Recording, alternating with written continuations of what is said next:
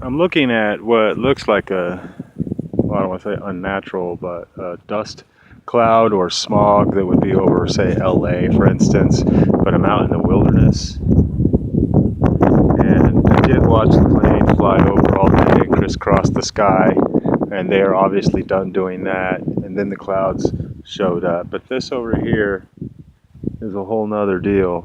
And if you study horticulture, indoor gardening, hydroponics, a lot of chemicals and nutrient type products are 1, 2, 3 solution, just like bonding cements and bonding glues. And aerial dispersants and making weather falls under those same categories of multi products that need to be mixed at certain times or in certain ways.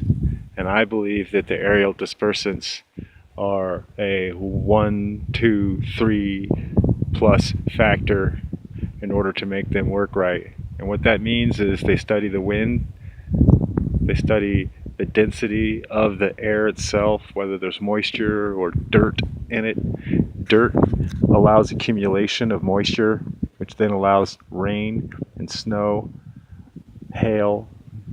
It's a physical substance, and the air is just a molecule, so it needs a physical substance to agitate to make a whole nother slurry of product. And I believe when you're creating this slurry, that is exactly what they're doing, is combining this element or chemical and this chemical and this chemical and this chemical along with other environmental situations in order to cause a reaction. We could call it a weather modification, for instance. But the exact same difference applies with bonding cements, glues.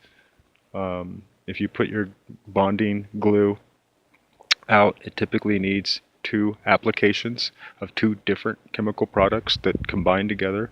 It also needs UV, which is a aluminum or a spectrum from the sun, but doesn't have to be from the sun. So again, these things can be created or recreated, or different products can be used to mimic those things. The same as a solar light. By all definitions, all people would assume that a solar light works under the sun, and that is how that product works. But that is actually not accurate or true at all. It's just a coincidence that a sun lights up a solar light or a solar product. A solar product actually works on aluminums. Please believe that there's a huge difference, and there is no sunlight inside of your house or inside of a dungeon or a dark room or anything, and you can most definitely run all solar products with a light and not a sunlight or light from the sun. So light from the sun is just a natural product that creates all of these millions of different types of things, from heat to radiance to light to chemical gases that can kill everything, and whole explosions and radiation and all these different things that we actually create with human science. So we're just constantly trying to work with the environment and the solar system and different environmental products and the ways that they work in order to create super products, and or to become the god, so to speak, and be the creator. Anyway, that's one to grow on. That's just my theory about this big cloud that's right in front of me that isn't covering Mount Lassen over there, but is definitely clearing from that corner of the valley to that corner of the valley. Now it's kind of spreading out and it's coming this way, which again, all my videos tell you, do not go hiking after 3 o'clock. It is after 3 o'clock. I'm building my road right now.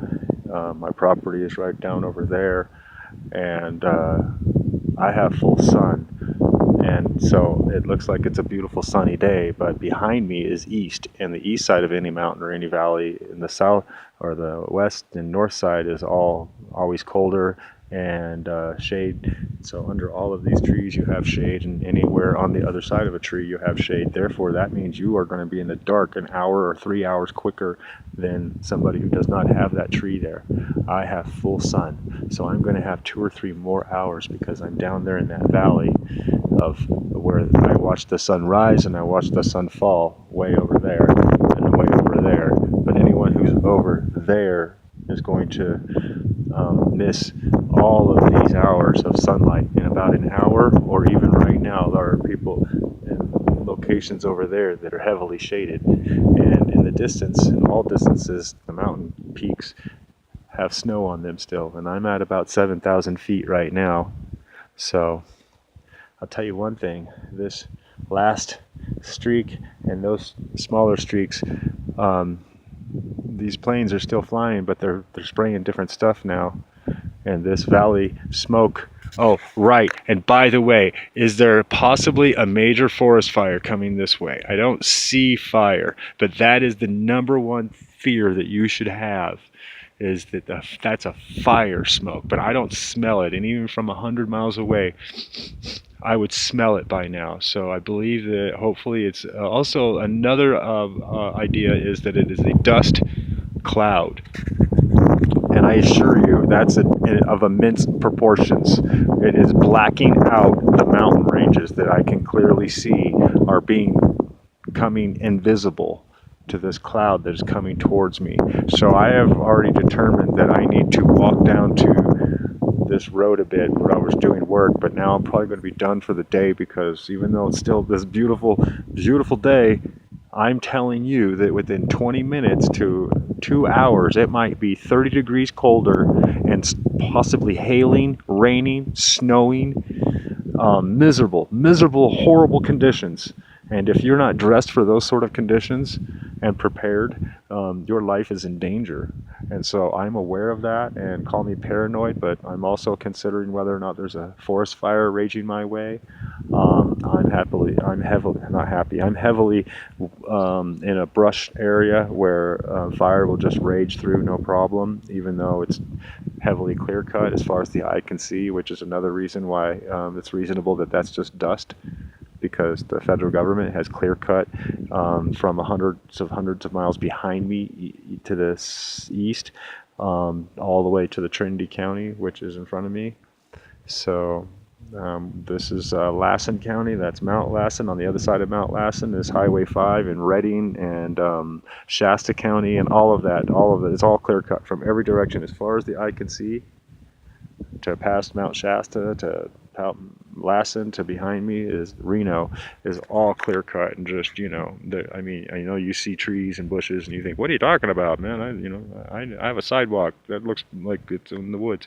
No, this is just my driveway, and it's hard for you to understand, but this is just my driveway. These are not woods. This is not the forest. This is private land. I'm on private land. I'm on my land. This is just my driveway. This is not the woods. This is all clear cut. Real woods are 30 to 100 feet wide by 300 feet tall trees. Those are real woods. You cannot walk through real woods. Just like you can't walk through this bush, you can't walk through the woods. So as you can clearly see, you could just kind of step around most of these bushes, and you kind of clearly see you could probably walk all the way over to all these mountains. You can see in between the trees, you can see that you could just probably walk. And I hope you can tell that these trees are only so many feet tall. Anyway, just babbling here. The point is, protect yourself, and even as far as many mountain ranges away, pay attention. Your life is in danger.